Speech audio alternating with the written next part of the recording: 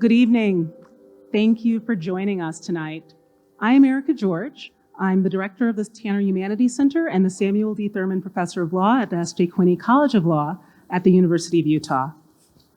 And I have the pleasure of presenting President Taylor Randall, who will start our evening with some information about the center that we are celebrating this evening. It is our 35th anniversary. President Taylor Randall was selected by the Utah Board of Higher Education as the 17th president of the University of Utah, the first alumnus since 1973 to serve in this position. President Randall's initiatives focus on inspiring new generations of students, driving innovation, and improving the lives of every Utahn with an overarching goal of becoming a top 10 public university with unsurpassed social impact. Before his appointment, he led the nationally ranked David Eccles School of Business for 12 years. Please join me in welcoming our president, President Randall.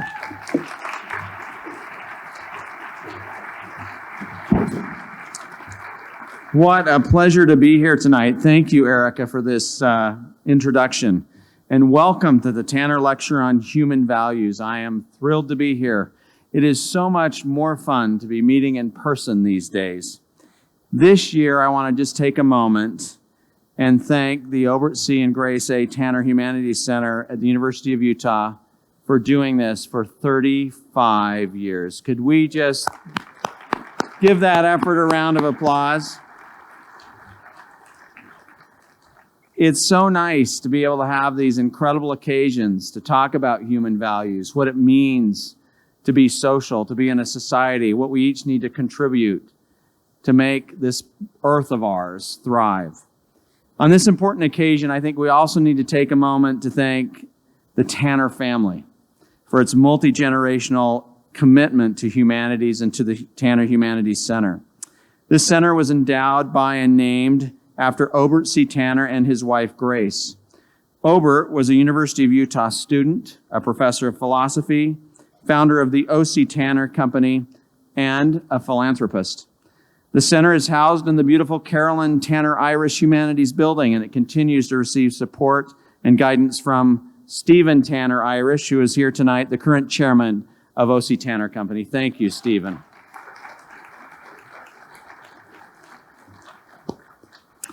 Since 1988, the Tanner Humanities Center has served as an epicenter of humanities research, outreach, and education. It has played a crucial role in bringing our campus and community together to analyze, understand, and enrich the human condition. Free public outreach programs like the one tonight are integral to the center's work. This year alone, the center has hosted the philosopher Thi Nguyen, writers Azar Nafisi and Joy Harjo, public policy expert Heather McGee, and historian Naomi Oreskes.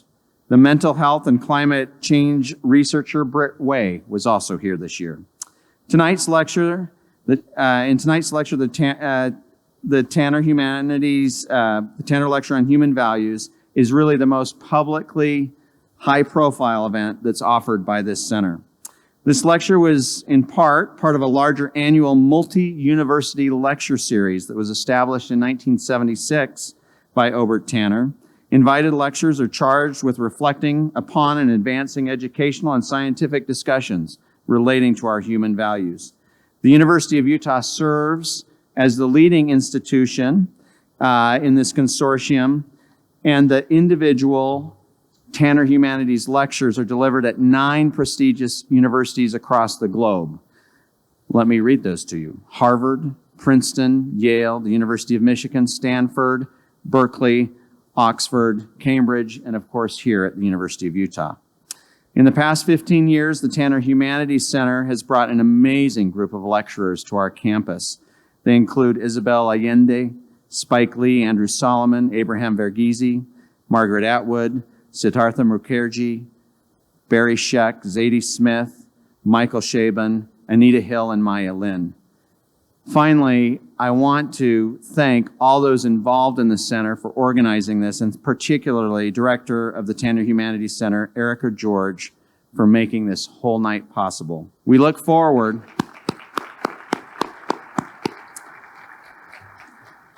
We, of course, look forward to another 35 years, and thank you all for attending tonight. Erica.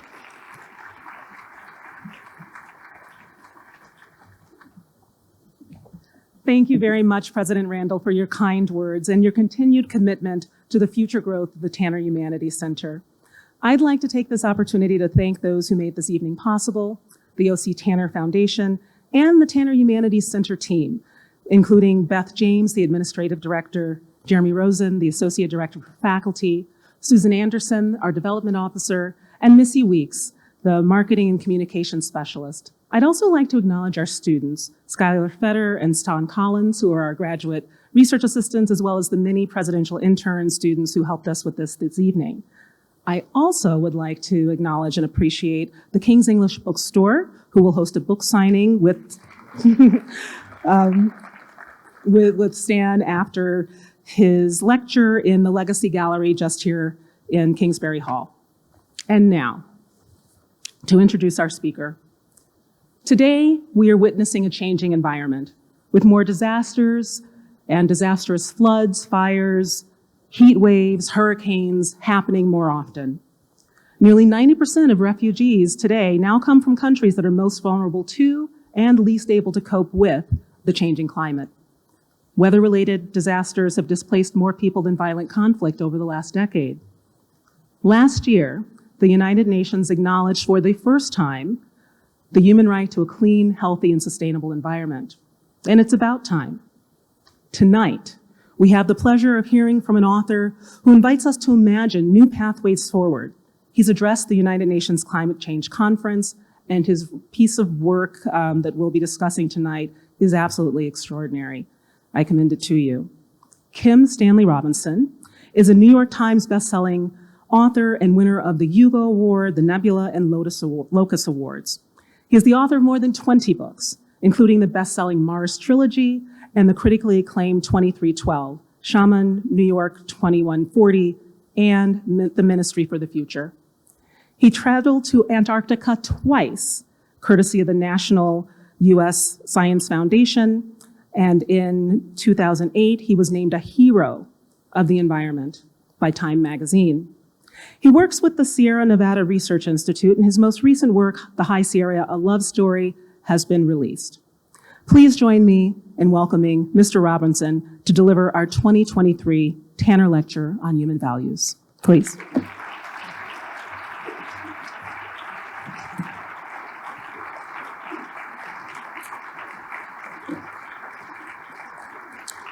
Well, thank you, Erica, for that kind introduction, and thank you, Taylor, and everybody here, and especially the Tanner Humanities Lecture Series. I'm very pleased to be part of it. And I want to tonight give you a quick snapshot of the present moment, and the fact that it's a science fiction writer that is giving a vision of the present is entirely appropriate, because we are all now in a science fiction novel that we're co-authoring together, and things are speeding up in ways that are hard to, well, I would say impossible to predict, but you can at least try, and you can talk about now. So it's the social sciences as well as the humanities like history that talk about the great acceleration. And this means the post-World War II period till now, that by every measurement rubric that you can apply to it, human civilization has speeded up. There's 4 or 5 times as many people as there were at the beginning of that period, and the advances in science and technology, the exploitation and destruction of the biosphere, everything has been accelerating. And indeed, when I was young, there was a famous bestseller called Future Shock by Alvin Tofflin. Well, we're not shocked anymore. Once you are shifted into a new speed zone, like stepping onto one of those runways at the airport to speed you along, after that initial jolt to the new speed, you get used to it. And what I want to suggest is that within the great acceleration, there are also smaller accelerations, and we are in one now. So what I'm going to try for is also my teacher, Frederick Jameson, from my student years. He talks about cognitive mapping. And I think that this is a good way to think about what I'm going to try for tonight here. Provide a cognitive map to slot into, perhaps, if you can agree with it, all of the individual things that are bombarding us every day in the news and over social media. It's important, I think, and let me just say about that, mention some things. The COVID pandemic, Russia's invasion of the Ukraine, these sudden supposedly big advances in artificial intelligence, and climate change itself as a kind of an overdetermining impact on everything else. You reach for analogies to earlier historical periods. What does now feel like compared to past periods? And sometimes it's been suggested, or maybe it was just me worrying about this, that now could maybe feel like the 1930s. That would be bad, and I don't think we're there. But in the 1930s, remember, everybody knew, who was paying attention, that a very unstable, volatile order was in place, and they were falling back into war, and they couldn't seem to be able to figure out anything to do about it. War was coming. It was visible from at least 10 years out, and then it came. And so the 30s are a sad and stressed time in human history and culture. Now is different, and now is unprecedented. And truthfully, every moment as it comes is unprecedented. Humanity has gone from pillar to post, from one crisis to the next. And so I guess you might be able to claim that now is more unprecedented than ever before. And maybe it always feels that way. So the speed of change matters in this sense. And this comes out of conservation biology. It was taught to me by the son of Gary Snyder, who's an ecologist. And it's really a matter of restoration ecology thought, studying watersheds and the living communities within them. If change comes too fast, there's no time to react to it. You don't change at all. You hope to survive if you don't die. Like a landslide covering half of your watershed, like an asteroid hitting the Earth, or like the next door country invading you. At that point, you're in emergency mode. You're trying to live. And therefore, the adaptation is not really controlled or planned, but merely a matter of sheer panicked survival. So that's too fast of a rate of change. Now, too slow, and you have the boiling frog problem. You have indeed the problem that we had concerning climate change up until very, very recently, which is that it looked like it was hundreds of years off. It was going to happen in a decadal level. We all live day to day. Impossible really to imagine that it was a pressing concern for what you do right now when it was a problem. Like I once asked a geologist, how fast are these glaciers going to slide into the ocean? And he said, really fast. And I said, how fast? And he said, 500 or 1,000 years. And so if for a geologist, that's really fast. For the rest of us, not so much. The Goldilocks zone in between is when things are happening fast enough that you need to take them seriously because you feel under threat, but not so fast that you merely have to bolt and run in a panic. And that's where Kai Schneider was suggesting to me that we are now. And I want to say it's post-pandemic. I wrote Ministry for the Future before the pandemic even started. I wrote it in 2019. And the dates in my novel are grotesquely off because I was imagining, there's a sentence in my book, the 2030s were zombie years. Well, that is not going to happen. That's not true. That's what it felt like in 2019 because people weren't taking climate change seriously enough, despite many reports. And I think that the pandemic slapped us in the face.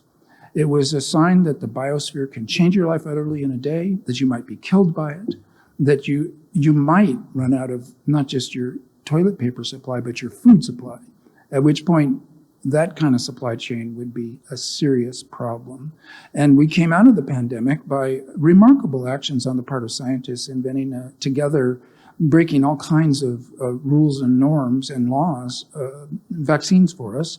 And while people thought they might be killed by it, the amount of social cohesion and cooperation was amazingly high worldwide.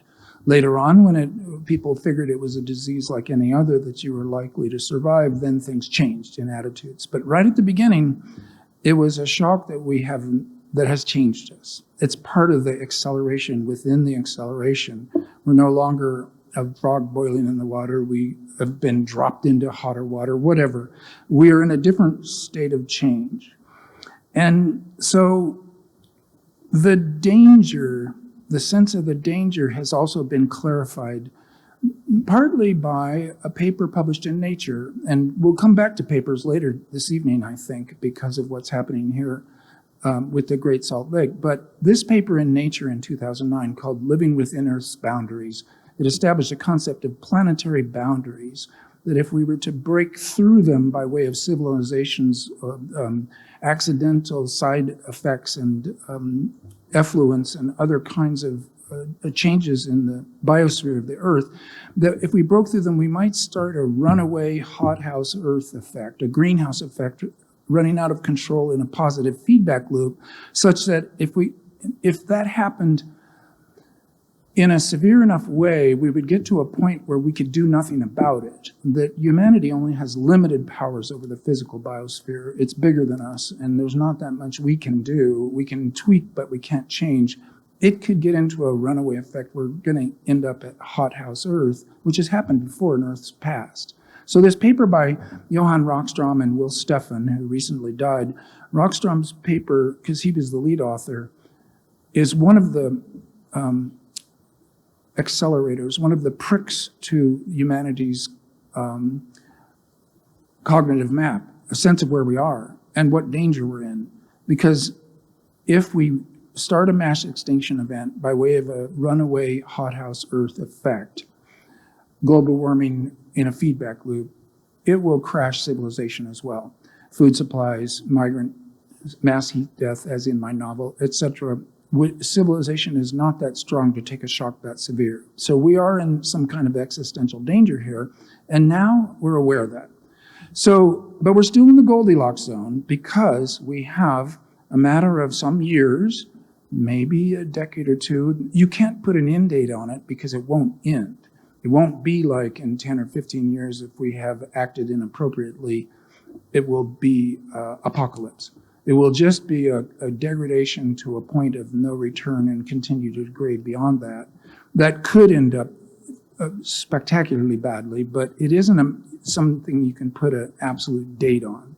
Depends what we do between now and every other future moment.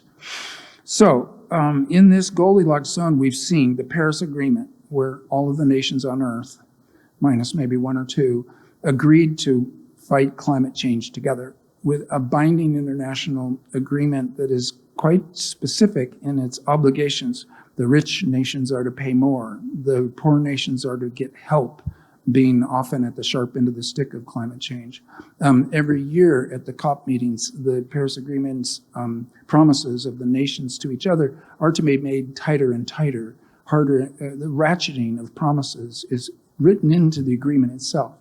So that's been huge and is a big part of my feeling that we might actually cope with this biosphere crisis that humanity is now in. And recently it's been added onto by two incredible things, really. The Montreal COP15, the Biosphere Agreement, just last year, the Chinese ran it, but they ran it out of Canada, partly because of the pandemic. And they forced it through. They made their client African states sign off on this. So again, all the nations have to sign on to these big agreements. 30 by 30, 30% of the Earth's surface saved for the wild animals by the year 2030. I thought that was a utopian dream of E.O. Wilson's when I first read it about 15 years ago. I thought, good for Ed, a utopian science fiction writer, deep in his core as a biologist and an important public intellectual. And it'll never happen, I thought, as one often does of good plans. And here we are at 30 by 30, a mere 10 or 15 years later. And it's important because that is going to be a way we can dodge the mass extinction event that is really, we are beginning now, but we can still get out of it. Then also, just a couple weeks ago, an ocean treaty worked on for 10 years, the same game. 30% of the oceans left free of human interference by the year 2030. And almost everybody working on these projects, like I've met the woman that runs the program for the state of California. They have a formal state program, 30 by 30. She says, we're all talking about 50 by 50. So if you get to 30 by 30, then you start about 2050, we'll try to clear even more land for the wild creatures. I don't know about that. I think 30 by 30 sounds good compared to what we were doing before.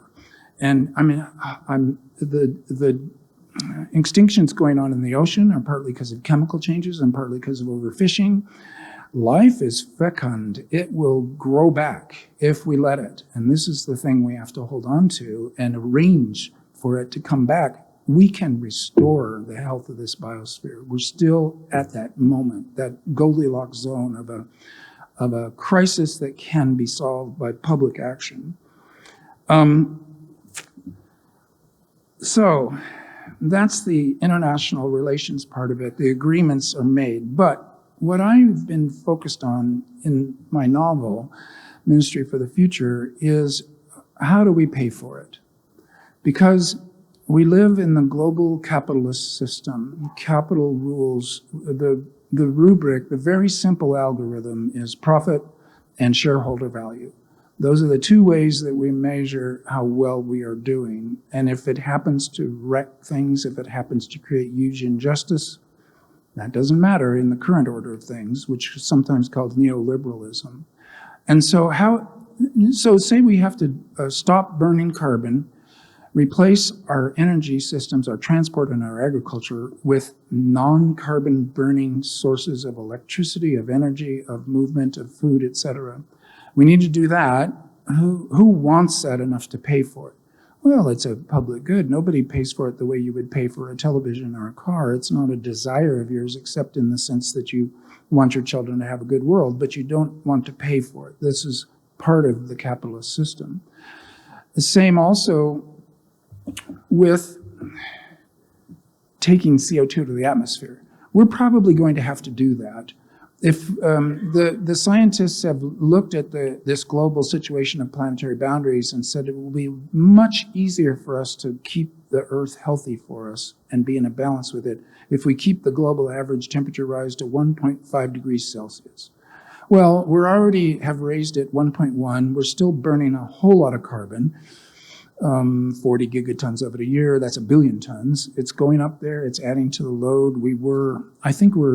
It fluctuates through the year, so we're somewhere around 410 parts per million of carbon dioxide in the atmosphere. At the start of the Industrial Revolution, we were at 280, and at that point, the Earth was cycling between 280 parts per million and 350 parts per million. It had been going up and down like that for almost 1 million years, steady as the edge of a saw, if you look at the graph, up, then back down. They reckon it has to do with the orbital cycles of the Earth, which vary between oval and circular. The change in CO2 level in the atmosphere is very well matched to the circularity or ovalness of the Earth's orbit around the sun. Nice explanation. So we were at 280 when the Industrial Revolution began. It was a cold period. They had had the little ice age of the Middle Ages, etc.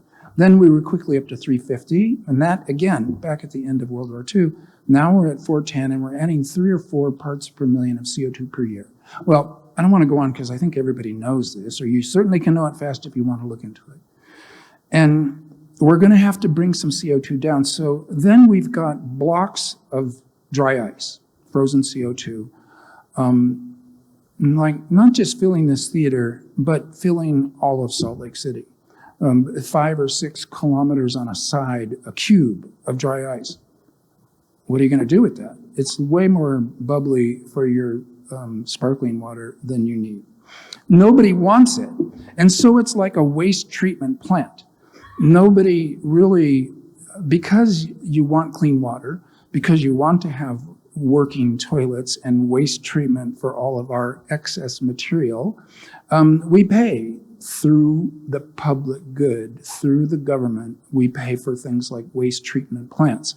Bringing down CO2 is going to be like that. It's going to be waste treatment, and we're going to want to probably pull it back down to maybe back to 350 parts per million in the atmosphere, and it might be within our powers through reforestation, regenerative agriculture, which I'm going to come back to, or mechanical vacuum cleaners that vacuum the air and suck out the CO2.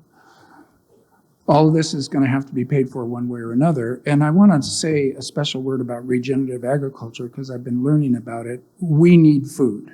We cannot grow food in ways that draw carbon into the soil also. And with the two together, you've got a very powerful engine for repair. The typical soil in the Corn Belt in Iowa, 1% of carbon by weight. It could be brought up to 3 or 4% of carbon by weight, and at that point it begins to level off. It can't go up to much higher than that in any normal ecology.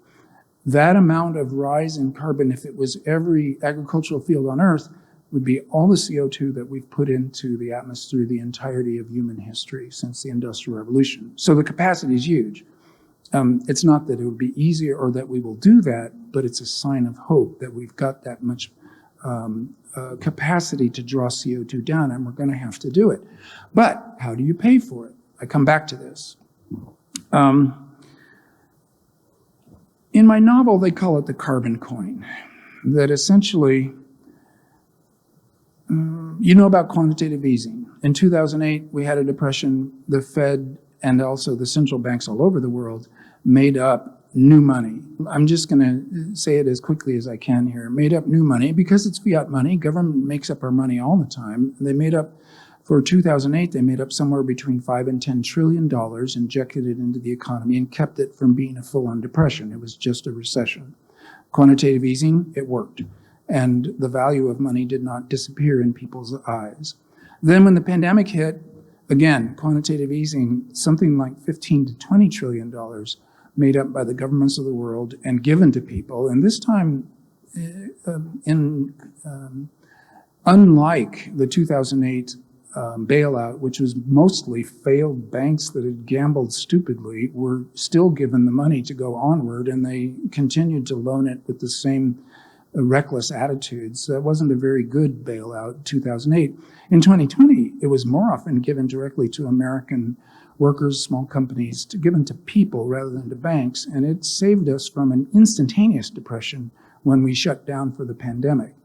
Now they're talking about carbon quantitative easing. So the central banks, in agreement with each other, make up, it's been talked about maybe $1 to $2 trillion a year, year after year after year. A steady inflow of green new money. It would be created from scratch by the banks, central banks that are backed by their governments, in a way that would be dedicated to decarbonization and to green causes generally first.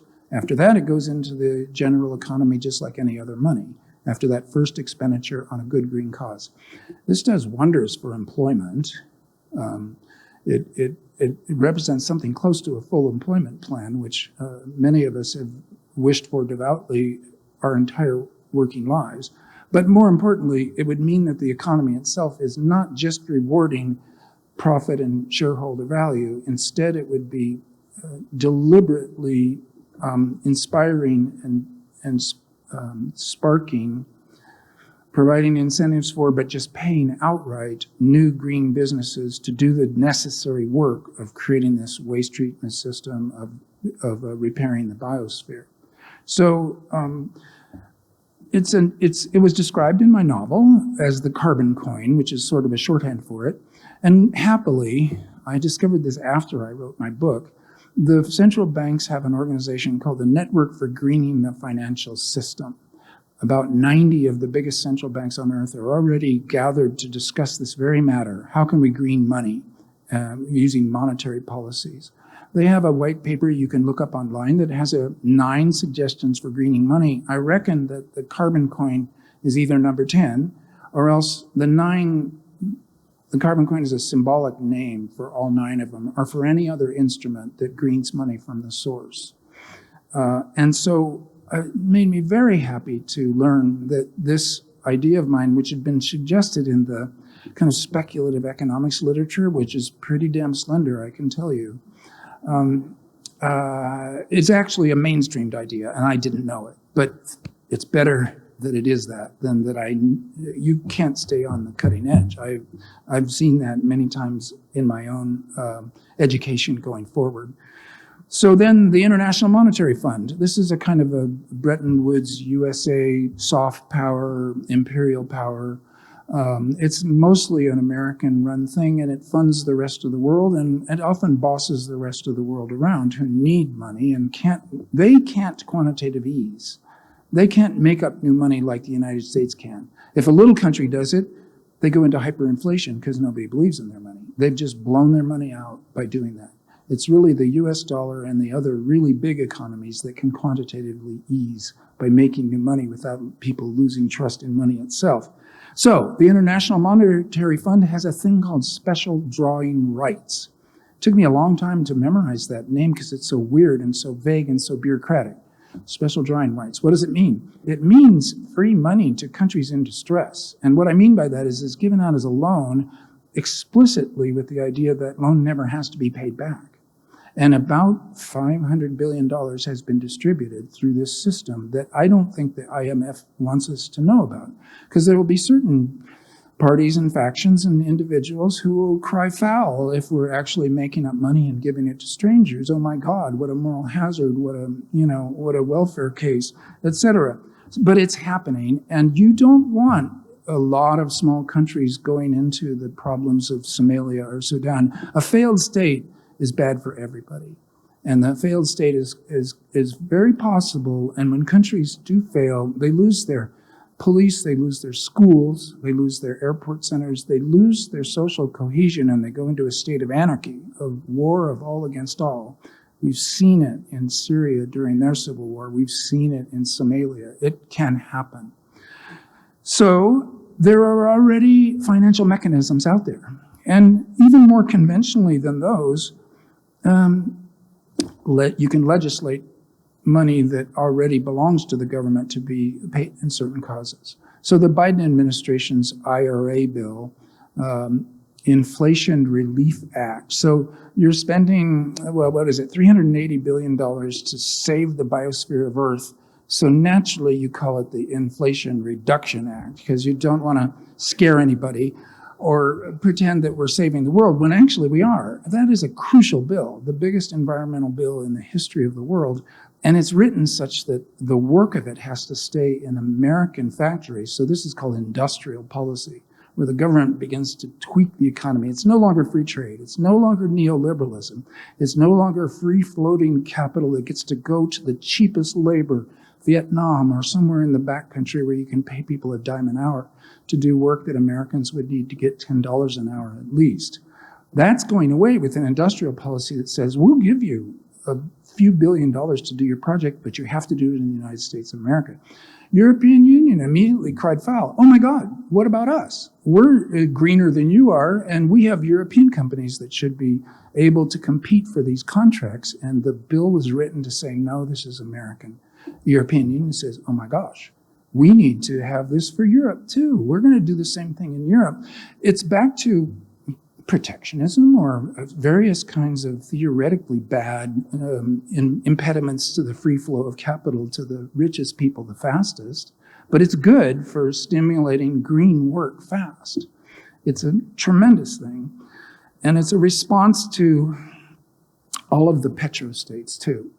Because the petrostates that are run by dictators, Russia's obvious, but also Saudi Arabia, Iran, China, these are authoritarian systems that are in control of a massive amount of the fossil fuel on the planet.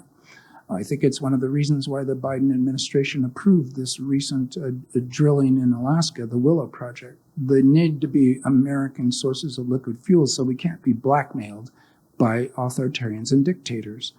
We are in an energy battle, and we have to decarbonize also. This is creating all kinds of contrary-wise stresses in the system.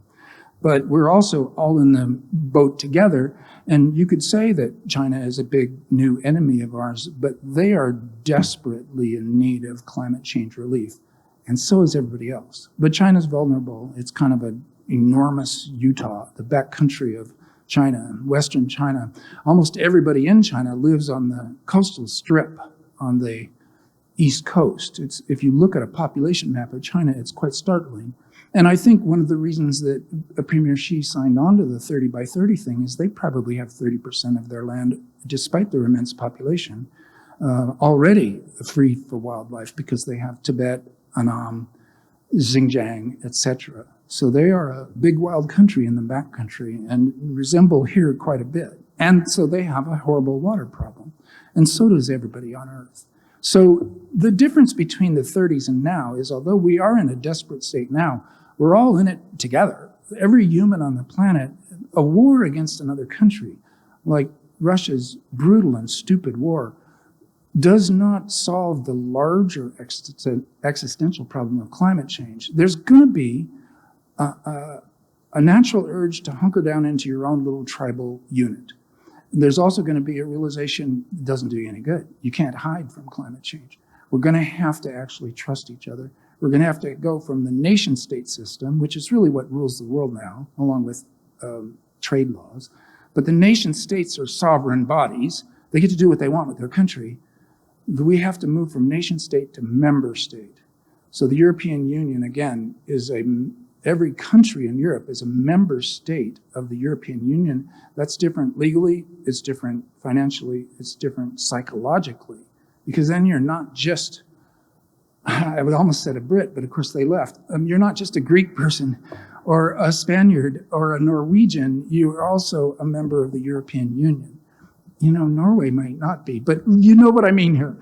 The member state, and we are all members of the Paris Agreement. We all signed off on it, and there is a mechanism to leave it, but it would be crazy to leave it because you can't leave the planet, and we are stuck fixing this problem together. So I want to paint a vision of a situation that's dangerous but solvable by way of, we have the technologies involved. We can decarbonize. We have clean energy sources. We can do regenerative agriculture. We can reforest. We can draw carbon back down. We can pay for it too. So we've got the, how can you call it, the technical instruments, the techniques. And then we have the financial instruments, and they're being put to use. And I want to add one last thing. Private capital is the source of most of the money in the world. So the Chinese government has $5 trillion in assets. They're the biggest federal bank. The US has $4 trillion, the Federal Reserve. Mark Carney at COP26 in Glasgow gathered together banks and hedge funds and various kinds of pension reserves, all promised to go green, $130 trillion. And this is quite a good representation of the power of private capital in our world. This world runs for business, and business needs to go green. So you see that happening whenever you hear the word risk-adjusted investment. The risk that they're adjusting for is climate change.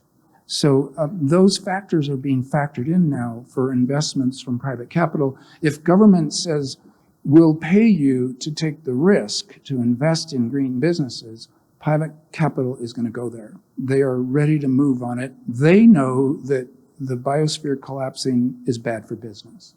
And so they are gung-ho to try to join this train.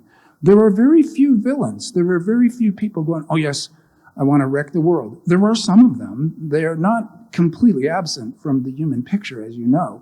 If I have to change, I'm going to destroy the world. It's called the Götterdämmerung. It's a great Wagnerian opera where the gods are going down and look, if we're going to lose and we're not gods anymore, then we're going to wipe this world out completely.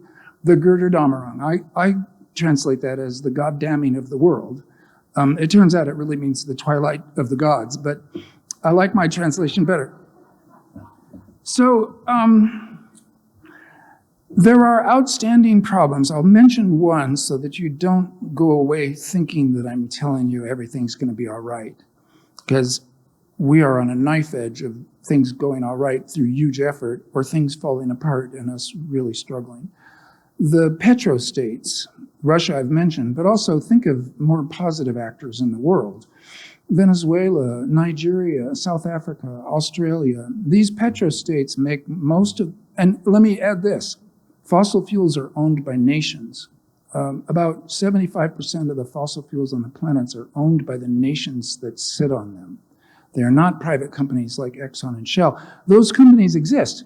they could be nationalized or driven into bankruptcy by the change of a few laws, and it wouldn't even be important because of the national petrostates like the ones I've mentioned. And they could include Canada, a big petrostate, the United States ourselves, but because we're the big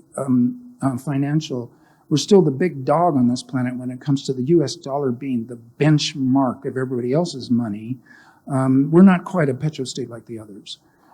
But the petrostates are doomed. If they keep their promises to the Paris Agreement and they don't burn their carbon, then they're bankrupt and they go into social collapse. So they're looking down a classic dilemma. They're looking down the barrel of a double-barreled gun, and no matter what they do, they're doomed. Well, at that point, you invade the country next door and try to take over a breadbasket, or you do some similar crazy thing, and we're going to have a world of terrorism and mass forced migration and hurt. Those petrostates are going to have to be compensated.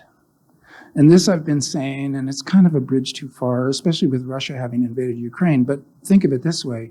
If you thought you were going to be making several $1 trillion over the next 10 years and your whole society depended on that money, because otherwise you're in debt, and you don't get it, then what do? So you need someone to come to you, like the IMF, like the COPS Loss and Damage Fund established last year in Egypt, to say, don't burn your fossil fuels. Colombia has asked for this explicitly.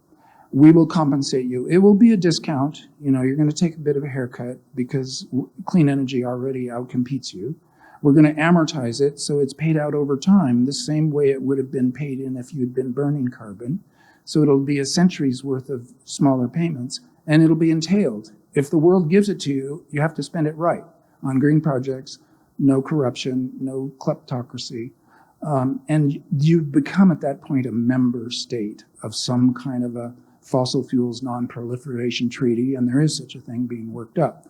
So this is where you can see the world knitting together to make up for the loss and damage by way of this new fund and by way of thinking there aren't that many villains.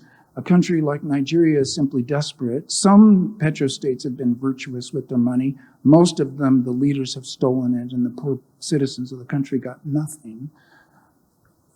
It doesn't matter at this point. All the humans have to be compensated to do good green work, and we're going to have to get over our puritanical virtuousness, if we happen to have it, and just have a kind of an eco-realpolitik of saying, humanity's all in one biosphere. It has to be good for any of us to be good. So we're going to have to figure out the various complicated, gnarly financial and political accommodations that are going to be necessary. Can we do it? Well, who knows? Only the science fiction writers can tell you that one.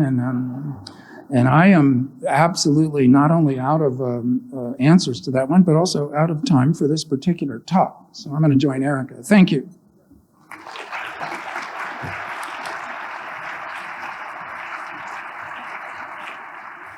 Wonderful. Thank you for that. That was fascinating and interesting and unexpected, really, in many ways, to focus on monetary policy and the facts of how we have tools to do things differently.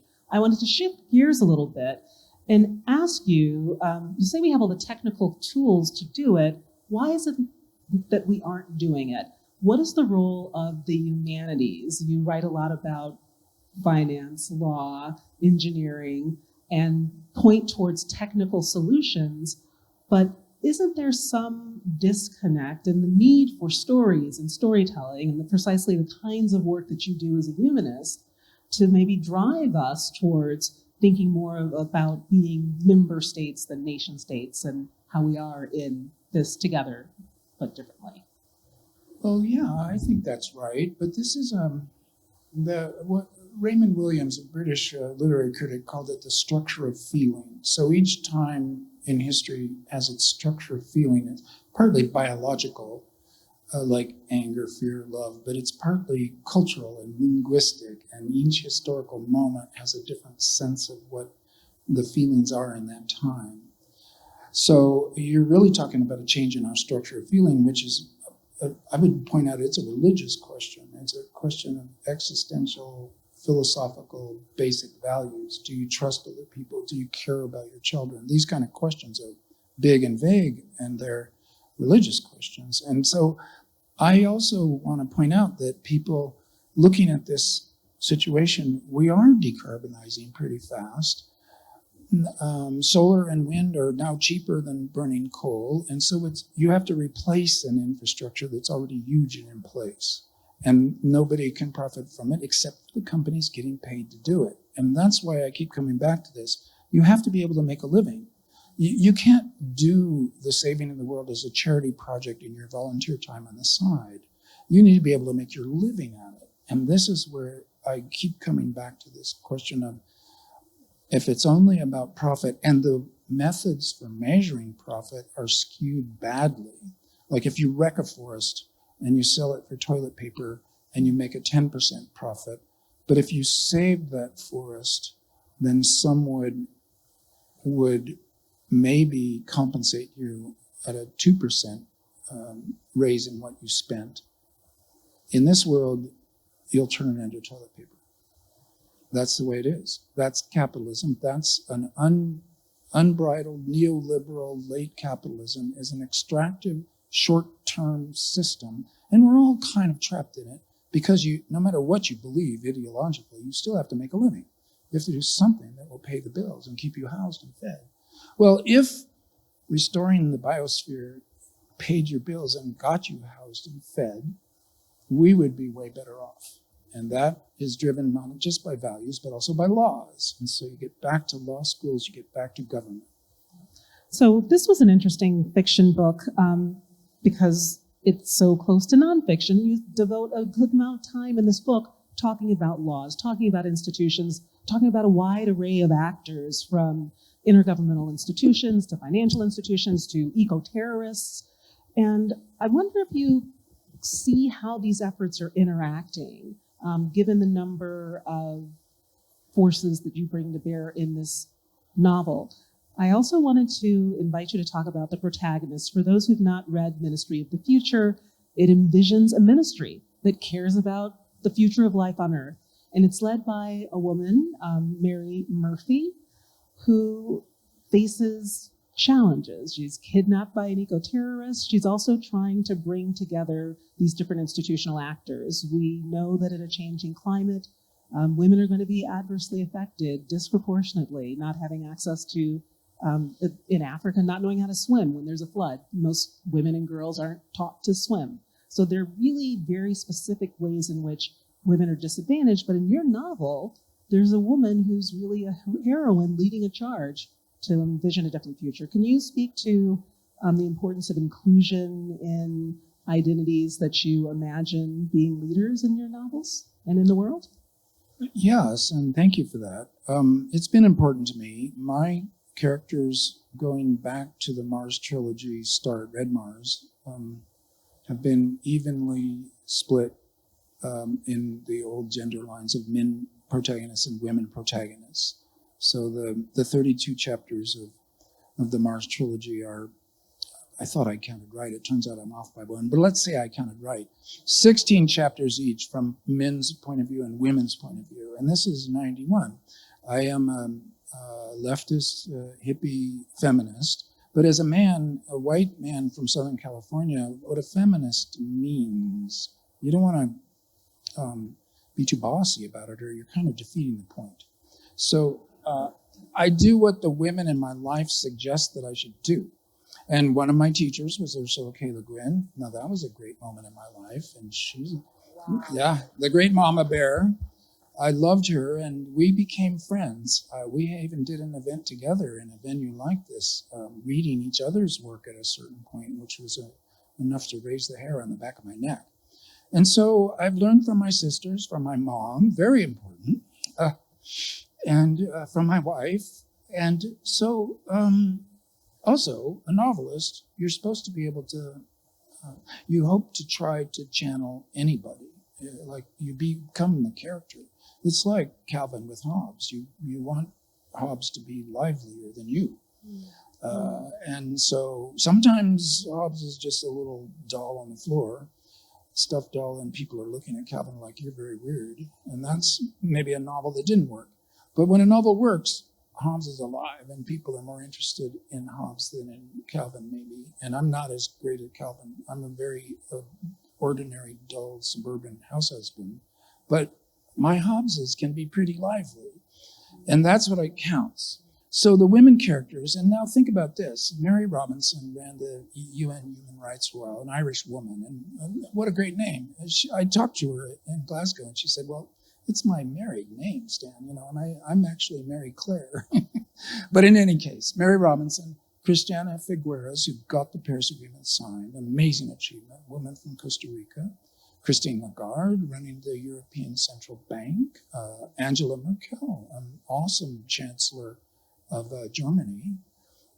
There are powerful women running the world, and this is pretty much obvious to the women. But on the world and stage, patriarchy is not over with. It's tied together with capitalism and with sexism and with racism. And they are tied together in a way to split us apart from each other and to create hierarchy.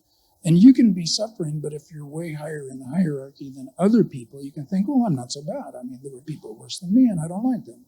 So this hierarchicalization of us, I just made that word up, but it happens. You know it happens. You can fight it in stories. And you can look around. And I told Erica this at the reception this evening. I was in the room where the Paris Agreement was being rewritten in Glasgow. They gave me a red pass, the UK government.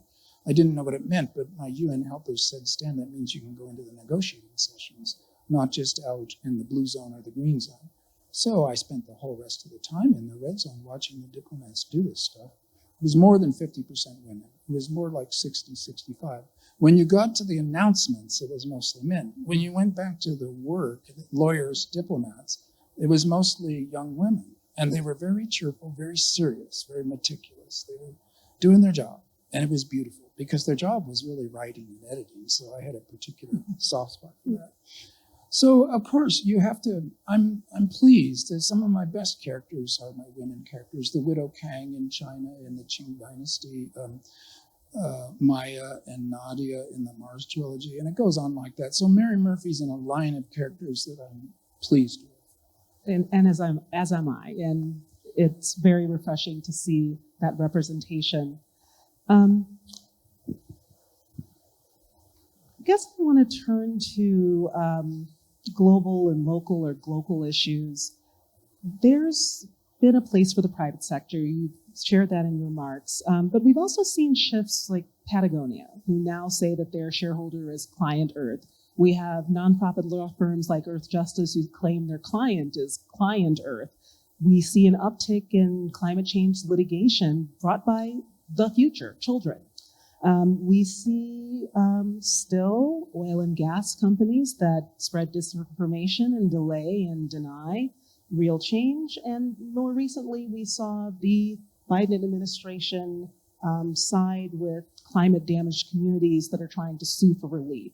So I wanted to ask you, what in your view is the responsibility of industry, of policymakers, of any of us as we think about our roles in causing or contributing to climate change? Well, you can start at the individual level, and we, middle-class American citizens, are burning maybe 30 times as much carbon into the atmosphere as your poorest Indian peasant. So it's as if you become 30 people, but those people are living below the level of adequacy, often immiserated, and that's not good. So they need to burn more energy. As individuals, you can burn less. You're always going to burn some, and I just flew here today, and it was quite cosmic. What an amazing space trip that was. But since the pandemic, I've been flying less, and it seems weirder to me. Everybody can pay attention to your carbon burn. And it was the Dalai Lama who said, it's like breathing. We all have to breathe. We all have to burn some carbon. Breathe mindfully, consume mindfully, and pay attention. And don't pay attention to the advertising industries or anything else except how your body feels and how your sociability feels. And then as a politician and as a political actor and as a citizen, you can elect representatives to fight carbon by way of laws. You can support, you can actually try, it's really hard to put your savings into a bank that isn't investing in fossil fuels. Still wickedly difficult, but you can press on that a little. So there's things you can do, and the political parties matter a lot because some of them believe in climate change and fighting it, and others don't.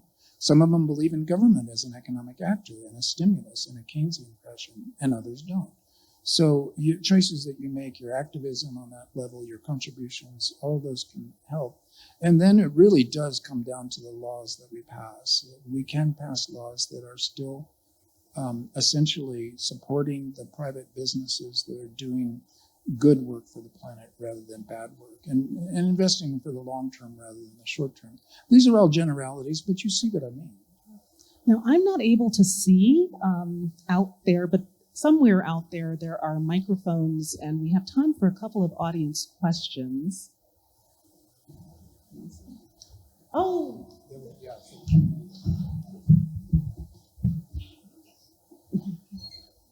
May I?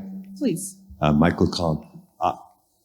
I loved your book, Ministry for the Future, which starts horrendously and ends optimistically.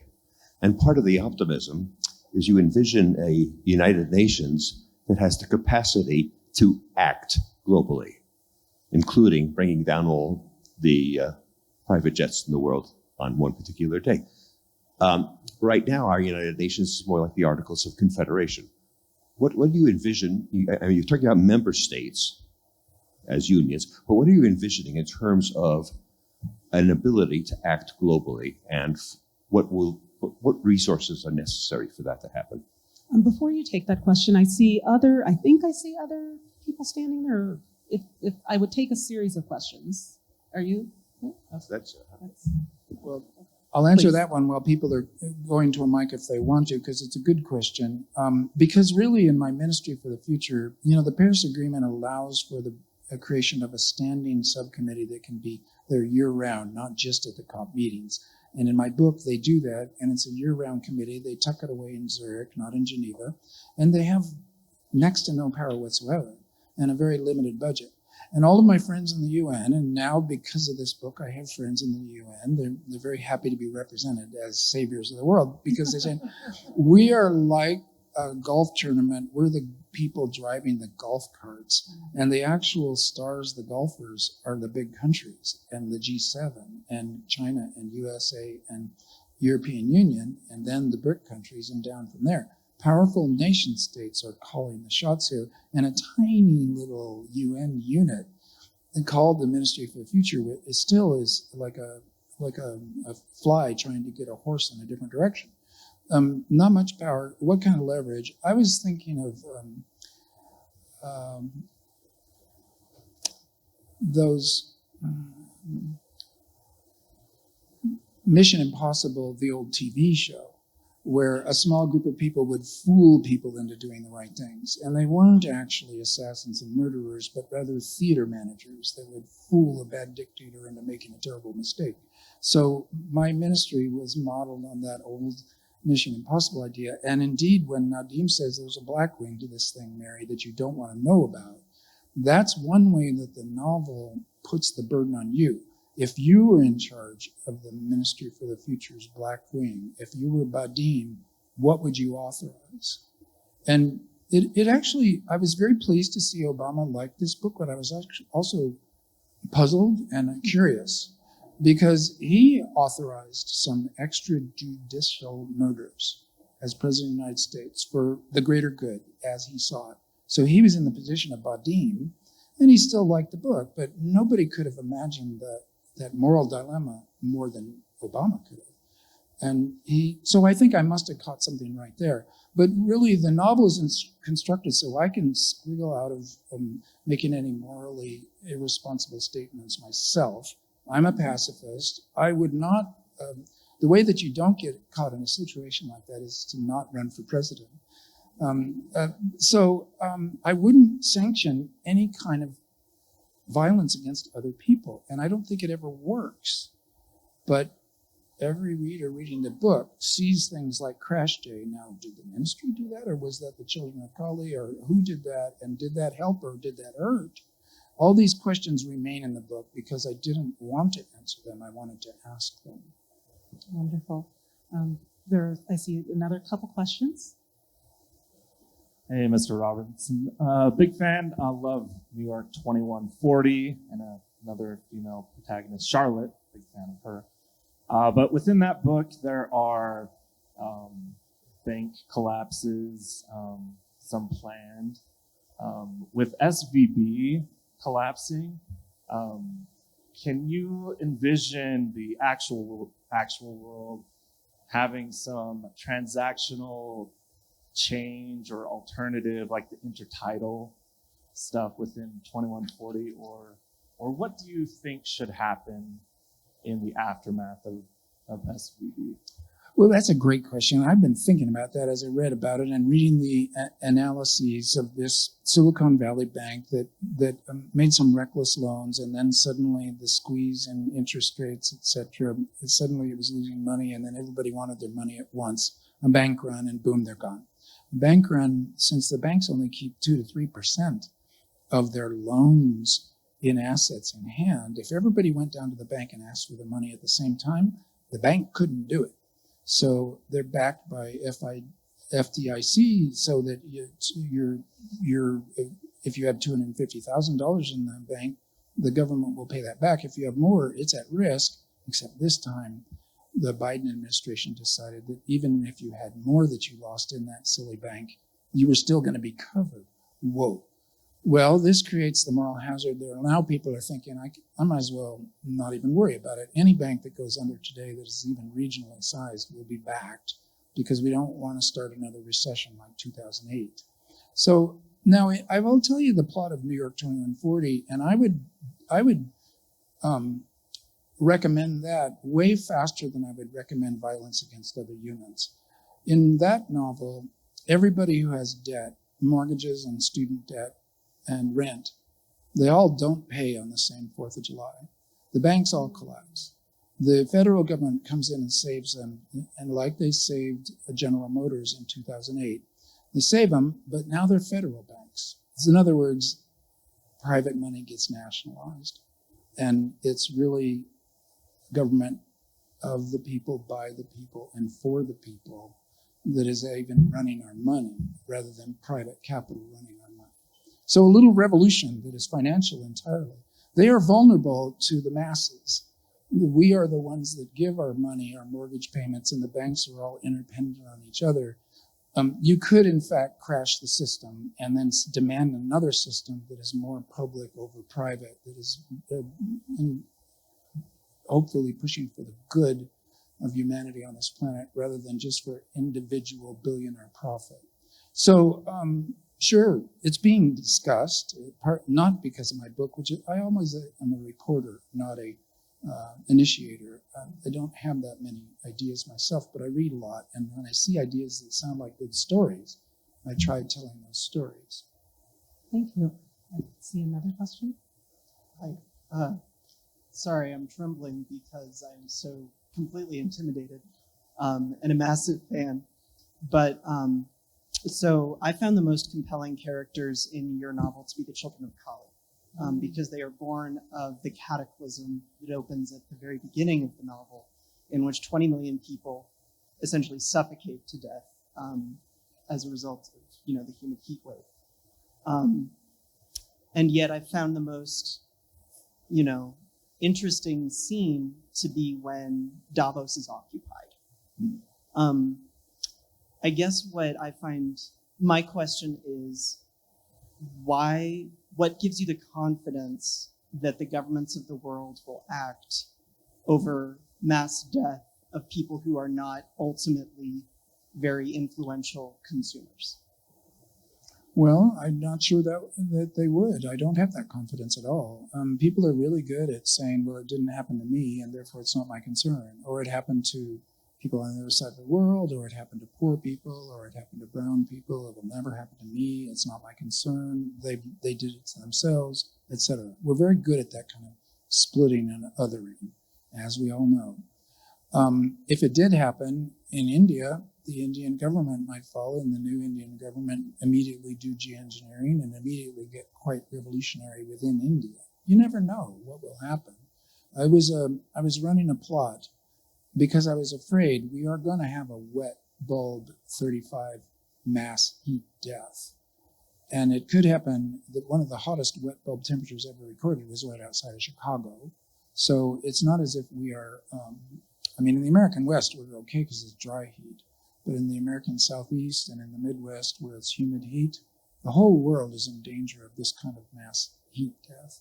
Now, how we cope with it or what we do to governments to get them to act, I'm saying this, they're already trying to act. It's not as bad as you think. There are industries, there are individuals who are clearly resisting. They're climate deniers. They're holding on to privileges or to businesses that are in fossil fuel businesses. But the world as a whole is shifting in fundamental ways. I see it since the pandemic. I see it in the reaction to this book. I've spent the last 2.5 years talking to people who want things to happen. And that includes policymakers, politicians, the technocracy, the like people at the UN, who are all working together. And when these international treaties get signed by a representative of each country, they are legally binding. There's no sheriff that will throw people in jail, but this is like promises that countries are making to other countries. You can't break them without repercussions happening in international relations. That's what I mean by member states as opposed to sovereign nation states. We're all member states now. And I want to suggest a metaphor in my mind that cross-chop, maybe this is somewhat of a coastal thing, but where a river hits the ocean and the tide's going hard in or out and there's a wind and everything, the cross-chop on the surface can be ferocious. But underneath it, the currents go in one direction or the other. So in our culture, on the internet, and especially with AI joining us with its folderol, there's a lot of cross-chop.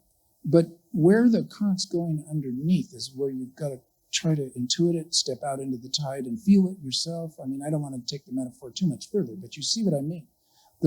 I think there is a sea change that has happened, and that climate change is now felt as an existential danger by enough people that we are going to have to politically steamroll the opposition to doing the right thing. It's not going to be easy. It might even be a wicked fight. But there's a lot of momentum that wasn't there when I wrote the book in 2019.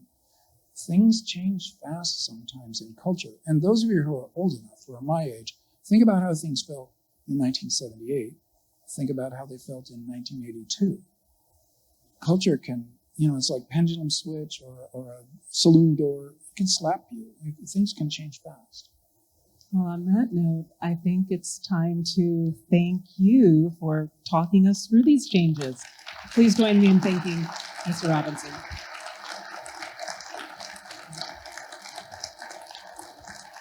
So, I'm just gonna, I'll do this for you.